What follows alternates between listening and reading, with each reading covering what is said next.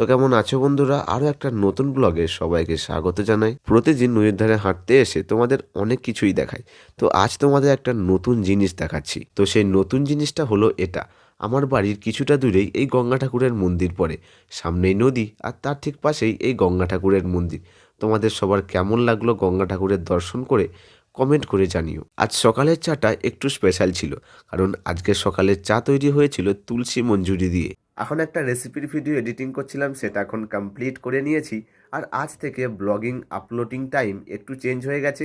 যেটা সকাল 9টার সময় হতো, সেটা বিকেল 4টের সময় আপলোড হবে। আজ ছিল বৃহস্পতিবার, তো আজকে দুপুরের স্পেশাল খাবার ছিল ভাত, মেথি শাক দিয়ে আলু ভাজা, বাঁধাকপির তরকারি আর ডাল। বিকেলের দিকে একটু ঘুরতে এসেছিলাম। ঘুরতে এলে একটা জিনিস দেখতে খুব ভালো লাগে, সেটা হলো এই সূর্য অস্ত যাওয়া। কি সুন্দর ধীরে ধীরে সূর্য অস্ত চলে যাচ্ছে, আর ঠিক এই সূর্যটাই কালকে পূর্ব দিকে আবার উঠবে। আজ সন্ধেবেলা হঠাৎ প্ল্যানিং হলো নুডলস খাওয়ার। তো 4টে নুডলস নিয়ে এসে এখন নুডলস বানানো হচ্ছে। আর তোমাদের সঙ্গে গল্প করতে করতে আমাদের নুডলস এখন রেডি হয়ে গেছে। আজকের ব্লগটা কেমন লাগলো কমেন্ট করে জানিও। আবার দেখা হচ্ছে একটা নতুন ব্লগে।